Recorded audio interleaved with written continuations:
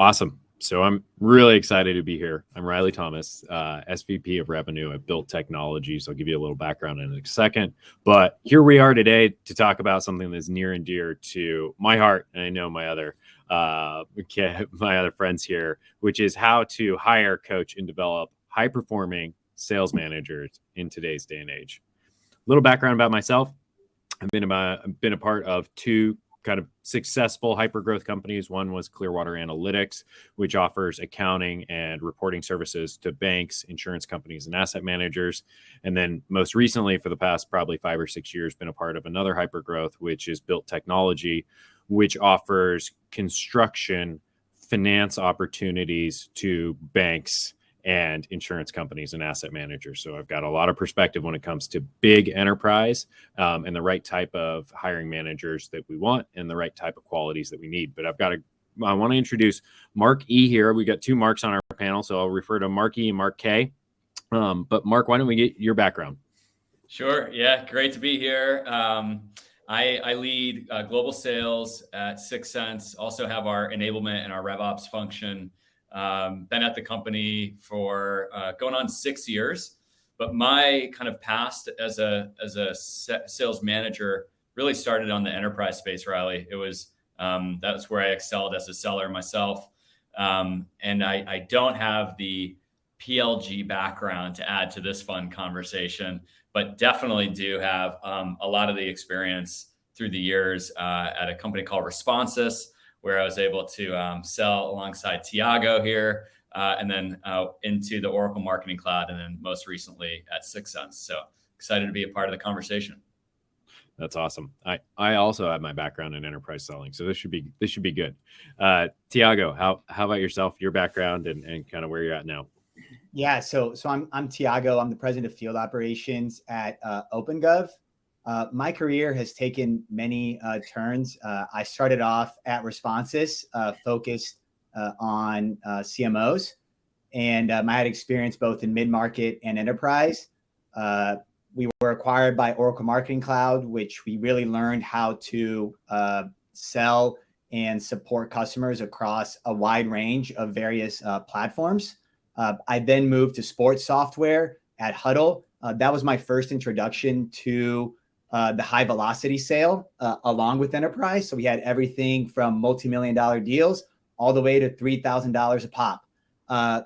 There were concepts tied to PLG there before PLG was a thing, and people really talked about it, which was exciting. But it was interesting to lead a team again that went from $3K a pop all the way to multi-million-dollar deals. After that, I went into sales tech and worked at a company called Chorus. That was most recently acquired by Zoom Info, and really took that team to the enterprise.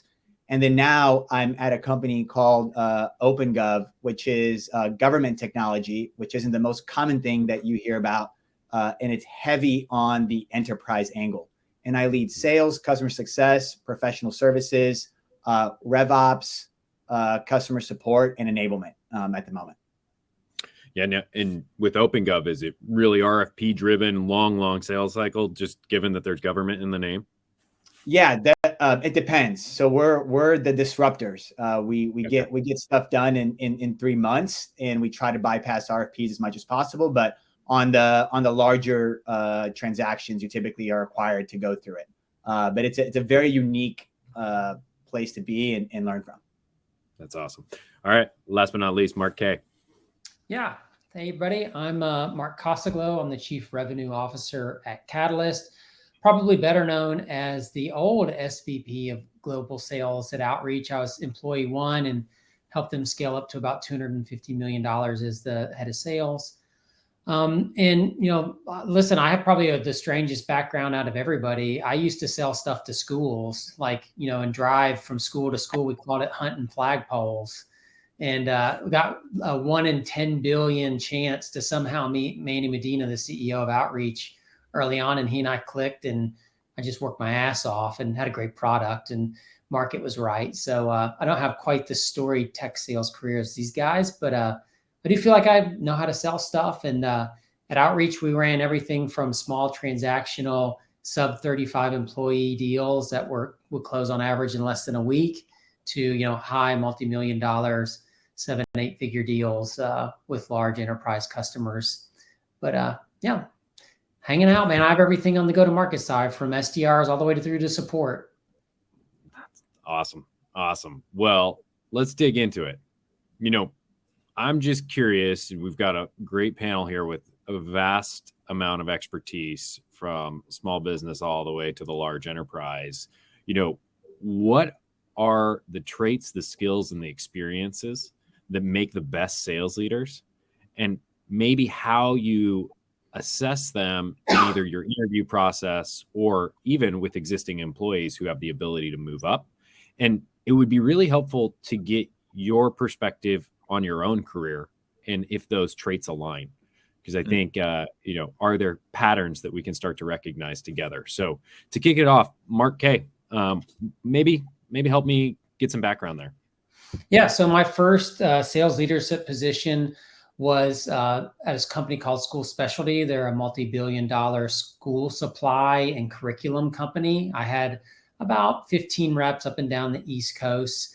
And this is like the quintessential story of my sales leadership careers. I have like 18 months into every job, like my oh shit moment, like, oh shit, I just now figuring out I don't know anything.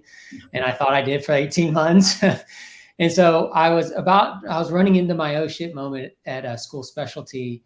And there was this guy named Mike, and Mike, his name is Mike Seipel. Mike sent me an email one day pushing back on an initiative that I had launched to help create some pipeline and have some fun with the team. And he's like, Mark, I'm too busy. I don't have time for this. And I immediately wrote my VP of sales a note that said, hey, John, this guy is like always negative. He never actually helps. He's always talking about like he's just a pariah. Like, how do I deal with him? Maybe I need to move on from him. Well, guess what I hit instead of forward?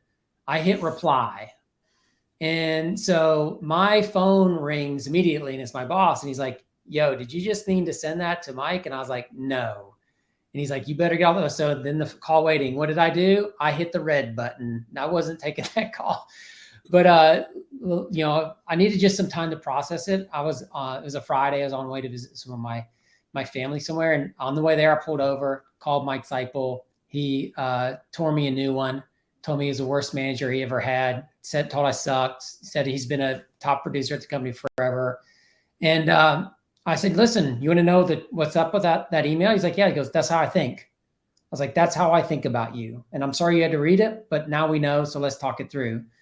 And he actually helped me, and he did a lot of coaching, and he helped me. And when he left a year and a half later, he wrote me a letter that said I'd gone from the worst manager he had to the best manager he ever had. And the reason I think that I was able to do that was going back to your original question, Riley, what is the trait? I think there's one trait that matters above that any other, that trumps all others, that if you have everything else but don't have this, it doesn't matter. And that's efficacy. Efficacy is the ability to affect change. Can you change someone's mindset, their energy, their behavior, their results, how they do stuff? If you can't do that as a sales leader, then you can't be a sales leader, because all we're supposed to do is change what's happening to get a better result. If you can't change anything, then you shouldn't be a leader. There's no point of having a leader if they can't change stuff, because the status quo will continue with or without a leader. So that's what I look for when I'm interviewing leaders, is do they have the ability to affect change? That's great. I really like that. Tiago, maybe your perspective on that. I gotta say, that's a tough one to follow up, especially with the story. I was like sitting there, I was like, what happened? What did he say? So anyway, now I'm trying to like think of a story that I have to try to have a beginning like you just had, Mark K. But in terms of traits, skills, and experiences, what I found is if you do a good job of focusing on the enablement of managers, so if you have a set program that exists that allows to guide them to be successful, the previous experience, it can be wide ranging. And if you're coming from the inside, that's obviously you hiring someone from within. And one of the traits that I look for there is what guides them on their day-to-day. Are they able already as a rep to be focused on hitting their own number, but they're also always the ones that are helping others right, succeed, Mhm. and they get excited about the wins that they're seeing across the rest of the team. If it's external, from an experience perspective, I typically want to make sure that someone has had previous management experience, because we haven't built that trust before, and had that individual working with the team and built out that overall respect. And then from a trait perspective, I agree heavily with Mark K. And I talk about that. Is this person a change agent, right? Do they come in, are they able to change behavior? Because that's what's required when you're a manager. And the second thing that I look for through my questioning that I don't believe is really teachable is overall work ethic. So just figuring out what happens when this individual hits a bump or a problem. Talk me through how you get out of that, right? Because problems, as you know, especially in frontline management, which everything either thrives or dies with frontline managers, you run into bumps all the time. So if it isn't used to having to figure out how to get out of tough situations, they're not going to do well in any of our organizations. So I'll stop there. Yeah, no, that's great. Marky, what's your perspective? Yeah, good story, Mark K. Too. I enjoyed that. Thinking to the part of your question about experiences, I think Tiago and Mark touched on some great traits. But on the experiences front, I mean, one thing it's important to interview for and try and dig into is, do they really understand what made them a great seller, and to have the self-awareness to be able to translate that into moments where things clicked. And I love asking that question in interviews, like where did you become a good seller to a great one yourself before getting into management? And then as you look at other people, you're trying to drive them to a light bulb moment where something clicks, and then they get it and they can repeat it. But everyone has that personal story. To this day, like I clearly remember the time when I finally got enterprise selling, selling under a good friend of mine now, Jan Zeman. And like there was a light bulb moment. So the key there is, obviously we talk a lot all the time about EQ with like sellers and sales management, but as a seller, you've got to have good awareness around the buyer and what's going on, how you're perceived, how they're perceiving you and your team. But as a manager now, you've got a whole bunch of people you're responsible for. You've got to change the way you work with every single one of them. And you've got to be thinking about how you drive to moments of the light bulb moment. And if they can articulate that well and clearly communicate it, they're likely going to be good at translating it. There are a lot of really great sellers who cannot describe why they're good, and they get promoted into management and fail. And so I think that's important. And if you can dig into that, it's a fun conversation to have. And usually pretty quickly you can determine if they can help translate that to others. Super helpful. I would say that my perspective on it, to summarize your words, which I agree with you, is just really good pattern recognition of the inflection point. Yeah. Right. And if I look back at my own career, I think there was 1 year I didn't do well, and I had done well every year, but that 1 year I just did really poorly. And I went back and looked at it retrospectively and tried to understand every process, where it broke down, why I lost the deal, what I was doing in this situation that could have inflected change, and why I missed it. And that process-oriented nature came out, and I was able to find those kind of key ingredients that made me successful, and then was able to talk about those amongst other reps. And that's really what got me on the fast track to leadership, because I was able to say, hey, you know what? I did this in this deal, and this actually caused this negative outcome. And that kind of process mindset, my undergrad was in engineering. I was able to chunk it down to the 1 and the 0, really helped me then scale enablement for others. And so I would say that the folks who can recognize when mistakes are made and then also prevent those mistakes in the future are really, really great managers. I guess a question for you guys that I would pose is, with your leaders, how data-driven do you like them to be? Or is it more of great coaches for a rep? Like how do you bridge the gap between the two? I'll go to Marquis first. Sure. As soon as you said that, I thought, so I talked about this earlier this week on a different call, but I'll bring it up because it's perfectly relevant, which is the book Qualified Sales Leader by John McMahon. He's dropped some good knowledge in there. And one thing that stuck out to me, like there's, a couple things that I really took away, which was don't be a glorified scorekeeper. If you remember that chapter. And my takeaway was like, you can inspect, you can use data to drive behavior, use data to make decisions. It's excellent. I'll talk more about that in a minute. But it's also important to make sure that we're not turning our managers into scorekeepers, and that they have to earn the right to keep score after they've coached and developed. And so if coaching and development comes first, the manager has kind of earned that right to then be the inspector and scorekeeper. But often I think where it goes wrong is it's flipped. It's like, I'll work on you if the numbers work. But I think, through the lens of the seller, that's not the way they want to be managed. But from the rest of the planning side of things and trying to find our red is our term at 6 Cents. When we have our pipeline planning meetings or we have our performance management meetings, it's all about finding the red, and without data, you can't find it. And so it's fun to just make sure you've got good visibility into your stages, into your conversion rates, and then try not to solve everything at once, but solve for the red, and take it slow. Yeah. Mark Cake is outreach is phenomenal growth. You had to move from a more know the deal to know the metric, just by the sheer volume of the deals that you did. And I kind of refer to that, if you're a pilot, you start without using instruments, but if you want to be a good pilot, you learn to use instruments. How did you make that transition at outreach, and what were some of the things that your leaders also had to adapt to? Yeah, listen, I don't mind if a leader is good at coaching or good at metrics. They just have to be good at one of them. And I think there's very few people that are actually good at both. But I kind of agree with Mark, is like, if you know the metrics are bad and you can't coach, what do you really get? You just get a bunch of people telling you what you're doing wrong, and they can't tell you how to fix it. So if you can coach, but you don't know the metrics, my guess is your metrics will usually be pretty good.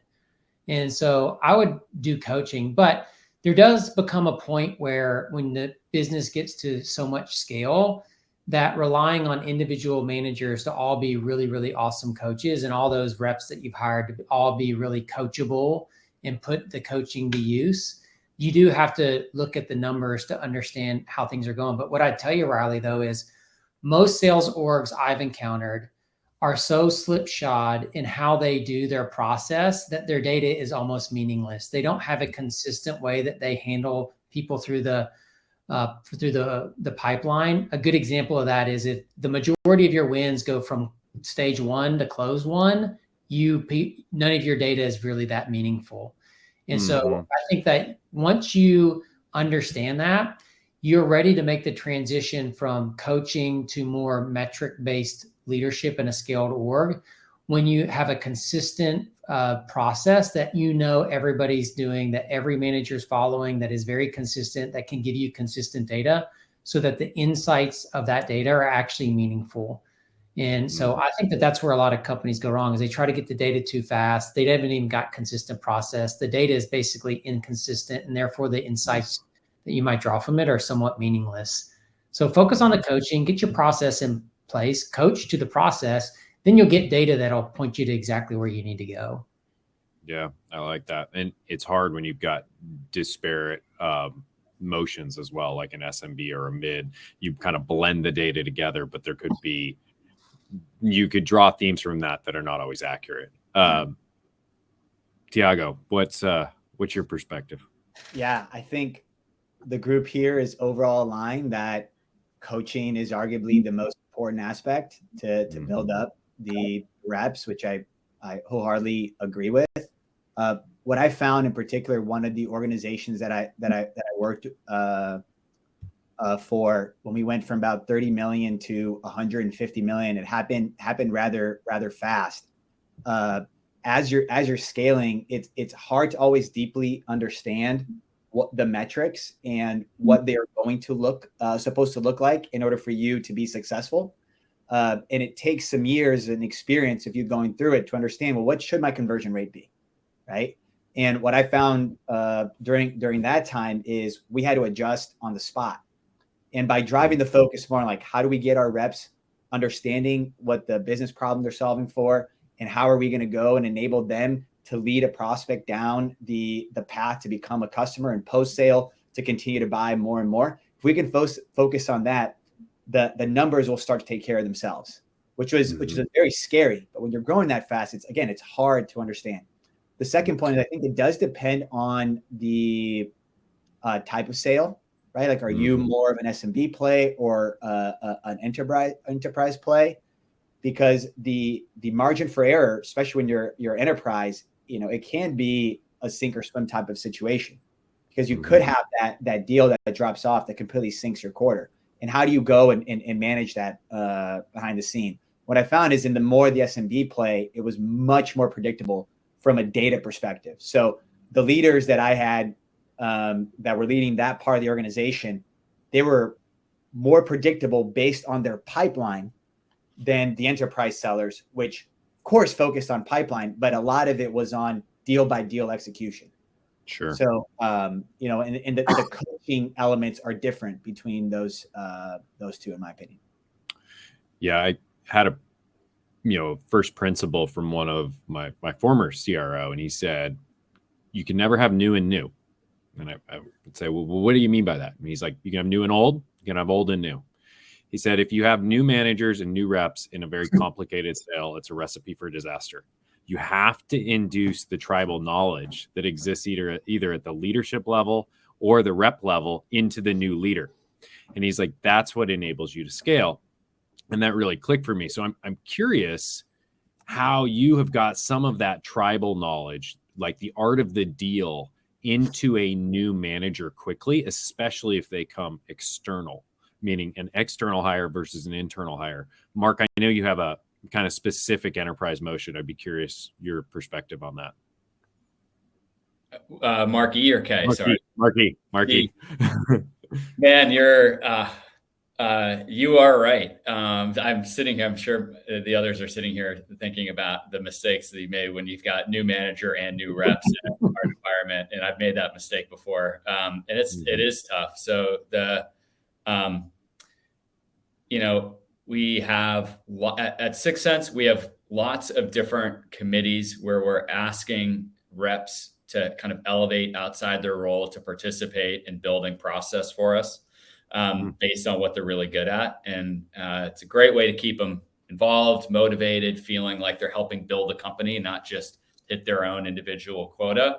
But we basically have done that so far. I wouldn't say we've done a great job, but we've done a good job so far through building these committees that then meet with the management team when we're building process to share as much as they possibly can.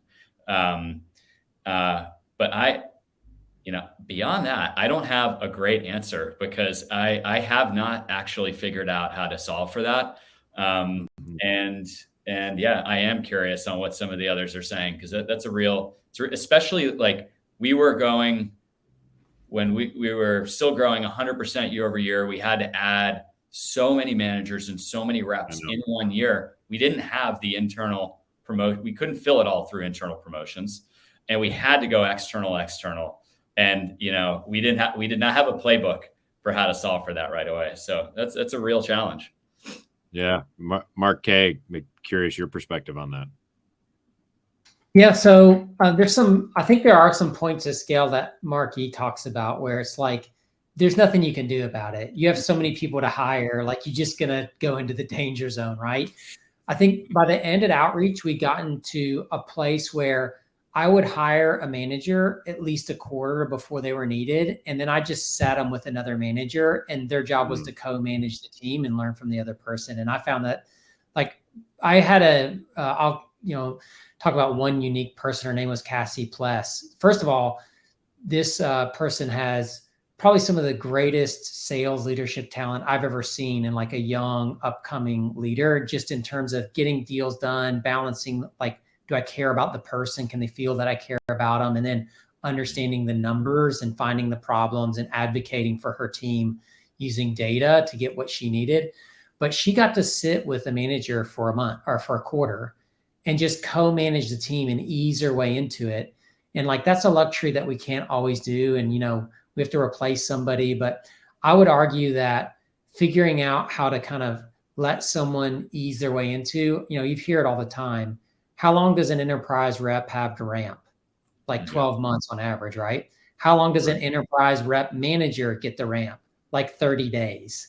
And so that just makes no sense. It's nonsensical. So you have to figure out what you're going to do. That's what we were doing by the end of outreach. And I really felt like it was making an impact on the managers that we were bringing in. It's a good perspective. Like I always say, you don't learn to ski by reading a book. And we can hand them a bunch of enablement materials, but they really need the apprenticeship mentorship model. And we do something very similar to that to get the managers caught up to speed. And ultimately, it's a time game until they're ready.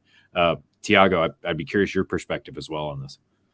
Yeah. So I think first off, I think most of us here today have probably failed in how we have done management enablement. And I'll even raise my hand and say that it took me a while to learn about this. But I think if we drive the focus on that, like we do on getting our sellers up and running, I think magic does happen. On one of the experiences that I had over 4 years, we went from having 3 managers to 40 frontline, and to do that in a way where you have not codified what being a manager is like at your organization, it would have led to disaster. And very similar to how we ramp reps, that's how we looked at ramping managers. And similar to what Mark K brought up, we would hire ahead of time.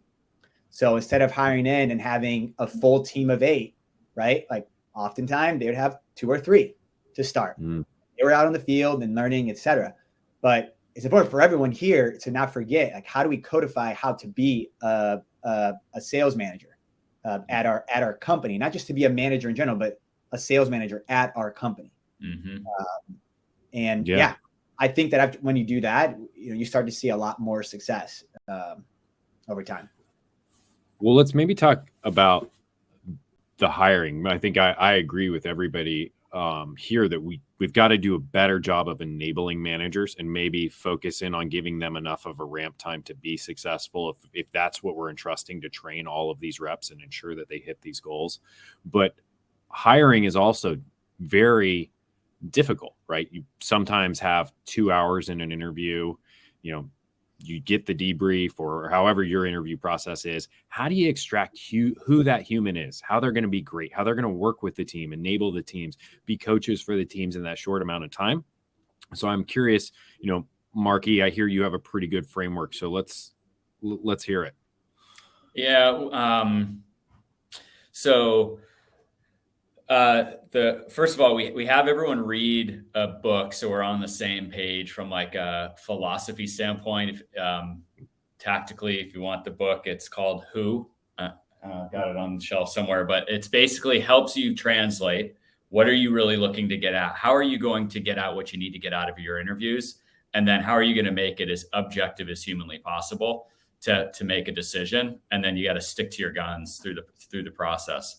So when we're drafting job requirements, we have a pretty robust workshop that we have to put together, and we got to put the time into it, which talk about not just outcomes of the role, but then all the inputs to drive those outcomes. And then we split the inputs in for those outcomes into targets through the interview process.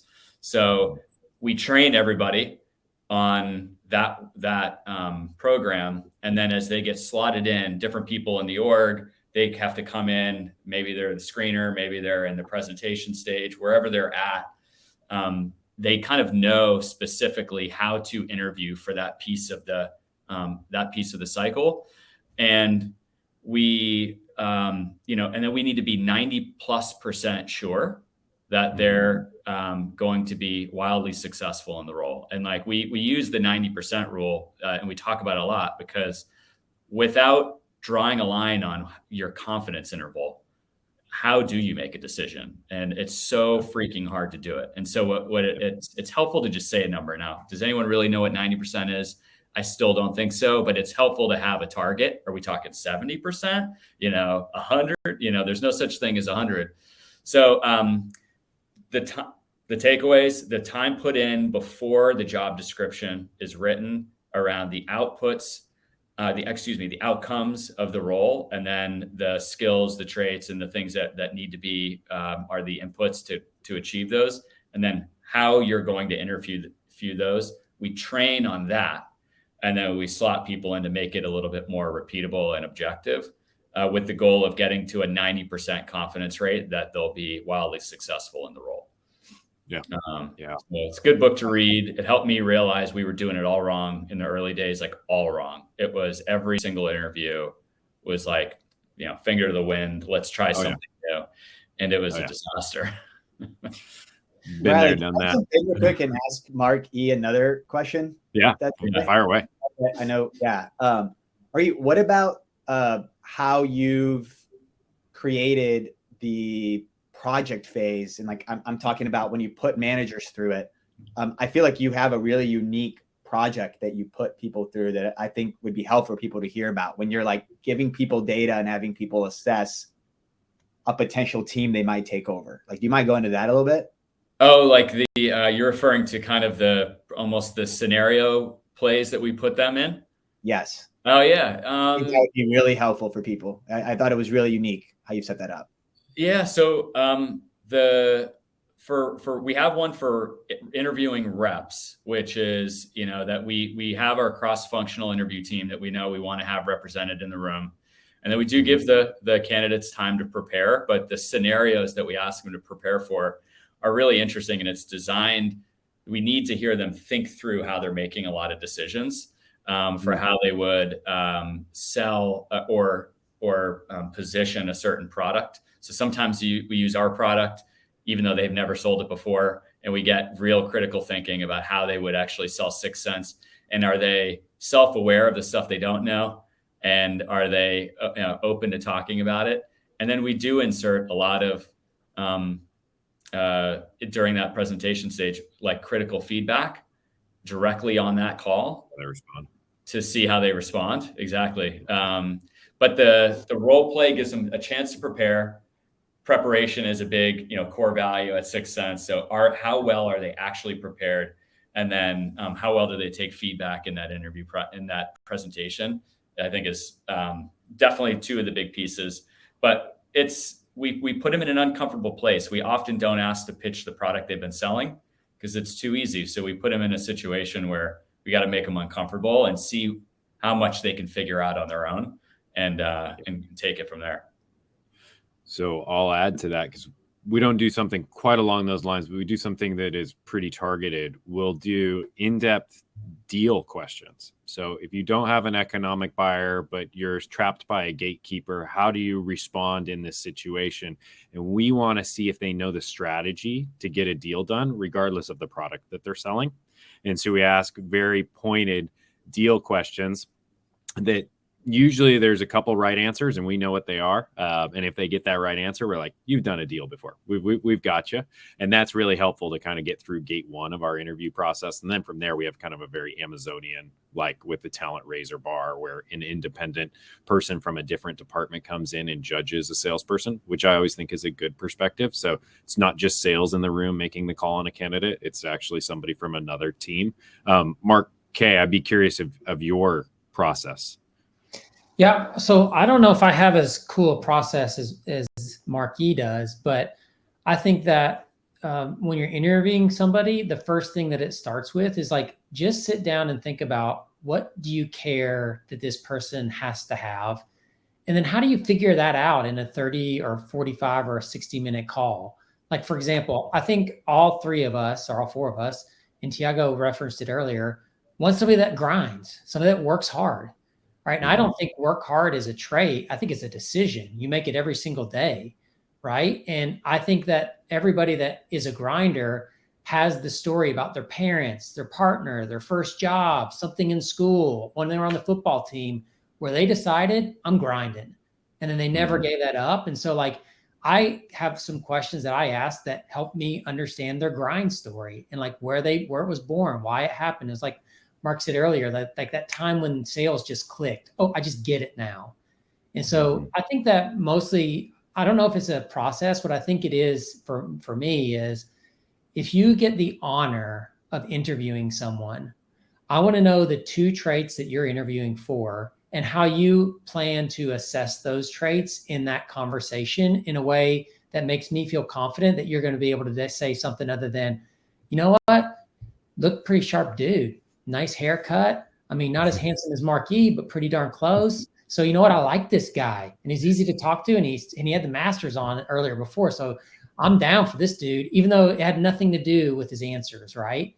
And we roll into that bias so easily that if you don't come in, I used to have like 3 things that I interviewed for, and they would say, hey, Mark, here's your interview. I knew I had my 3 things. I knew exactly how I was going to do it. I did it every single time. And I felt like by the end, or even, by the end of my time at Outreach and bringing it here to Catalyst, I think with 95% certainty, I can figure out, can somebody, 1, grind, 2, are they coachable, and 3, can they transfer passion and or teach me something?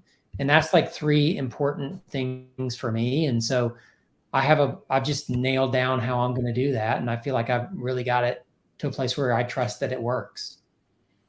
That's awesome. And to, kind of quote John McMahon, is the persistence, heart, and desire is his like PhD. I find that a really good heuristic, because those are ones that it's really, really difficult to teach. It's almost impossible, like in some of it. And that's innate, and they've got to like what they're doing, and they got to like the people they're working with. But then the drive just comes from within, and those are usually the top performers.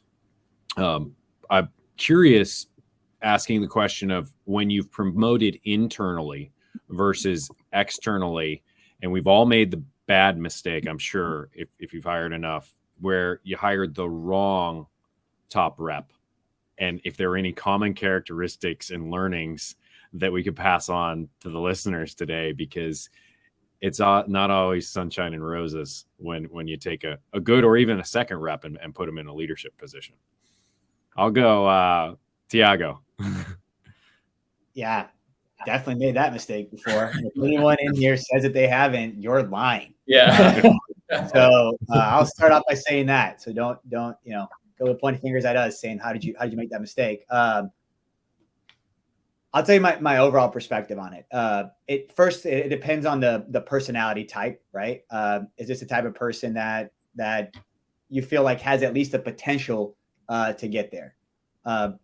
I do lead often that, hey, if you've been a top performer for a while, you probably deserve a shot at management if that's what you want to do. So unless you have done something just terrible in how you treat others around the business, or, just situation that you've had cross-functionally, I've typically given the individual a shot, even if I had my doubts. And I will sit here in front of all of you and say that the success from that has been very high. So even when I have had doubts, it has typically worked itself out. I've only had on 2 situations out of the hundreds of managers that I've hired where I've had doubts that were previous top performers that did not work out. And luckily, both of those just jumped back into individual contributor roles, and we helped them see the light. My recommendation for that is, when you're unsure, is try to start it off with a smaller team, right? So the person can adjust, and you can coach them. Instead of giving them a full-blown, here's a 6 to 8 person team that you should just go and take over tomorrow. And that allows you to see how that person is adapting. But But I'll pause there so others can share their feedback. But definitely made that mistake before. I'll probably continue to go this way. I was bred through a company called Responsis, where Marquis was at as well, and we did that often, and it worked out well for us. So I think you're also, a victim of your past. So if you've seen it work out, you're going to do it, and it's about assessing your own org and your risk level for that next hire. Yeah, and it helps with the tribal knowledge piece that we referred back to earlier, because they have the tribal knowledge, and you think they can just exude that tribal knowledge onto the next cohort of reps, but can they do it in an effective, empathetic way, right? Do they have, I kind of call it IQ, EQ, and then the last one, which nobody really realizes, is XQ, which is, can they actually execute? And that's the way I think about it. And a lot of times they may have 1, 2, but very few have all 3, and those are the best, right? In my opinion. Mark, I'm curious of your perspective on this. Yeah, I think just to add to the dialogue, maybe one thing that I think about a lot is just the desire to get into sales management. I often find is misaligned. So the ones where I push back on, I really question, do you want to get into sales management because you fear you're like missing out on your career growth, which I find is a major thing right now. It's just like, especially with like an over promotion culture, which I think we all need to be cautious about, that if I'm not getting promoted, something's wrong. And instead look at it like, have you mastered the skill and are you ready for something new? But really, like, have you mastered the skill? And I'd argue you're sure there's going to be exceptions where you got to take chances. Maybe they haven't mastered it, but you're going to give them a shot. There's plenty of, exceptions, but I would say the core of the rule is the motivation behind going into management really needs to be like, I've arrived. I've accomplished what I wanted to accomplish as an AE, and I'm ready for the next thing. And they often think like money's just pouring out of managers' ears, and it's not. Like, the money is often way better as a top rep. And so when I push back or I challenge, I do often ask, like, have you made all the money as a rep you possibly want to make before you make this transition? Because life gets very different after this. Believe me, it's great, but there's nothing like having control over your, one person. You're completely selfish, and all you want to do is maximize your W-2 through your own work and challenge it. And I have had a lot of people come back and say, well, I'm worried I'm missing out on my career growth. That's why I want to manage. And that's where I think we as leaders can thoughtfully push back and say, you're not missing out on anything. It's what do you want to accomplish in the role you're in? Have you arrived? And then are you ready for more? It's kind of pops up to mind. Mark K, because to your point, I know a lot of our reps make a lot more than the managers, right? So it shouldn't be a question of money. It should be a question of intentional focus. And I've always found it that if you enjoy coaching, if you're a natural coach, then sometimes that is more rewarding than the money. But you're going to make that trade-off if you do make the switch, especially early days of your career. So Mark K, you probably did this, so I'm curious what your perspective is. Yeah, so I have a good friend and mentor named Stan Hansen that ran sales at Pluralsight for a long time. And they did a pretty exhaustive internal study and found that an internal hire could ramp to full productivity from rep to manager, even if they weren't ready to make the jump, in 4 months. And an external hire on average took 13 months to ramp to full productivity. So I would argue that I think you can be wrong 3 times as much with internal promotions as external hires and still net out in a pretty decent way. So I'm aligned with Tiago and Mark, like, hire from within, show people there's a path. You're going to get it wrong sometimes. Just let people know it's okay to get it wrong. It's like switching from sales to marketing. Go try it out. If it doesn't work, you always got a spot back on the bench where you loved it and you can go back. Right. But I think that we do have to create cultures where we promote from within rather than always looking for, hey, what got us here won't get us there, or there's some hot candidate. Because even without that, as you said several times, Riley, the tribal knowledge is very difficult to transfer over. But yeah, that's what Pluralsight found, is almost 3 times faster ramping with internal manager promotions that maybe didn't look quite qualified yet. Yeah, I could not agree more. Well, I want to kind of summarize a few of these points into maybe one kind of statement. And I want each of you to give me the one thing that you either want to pass on to either all the future leaders or all the leaders that are hiring leaders, and really take away. If they forget everything today, they take away this one thing. And I'm going to go with Tiago. You're first up. What's your pass on?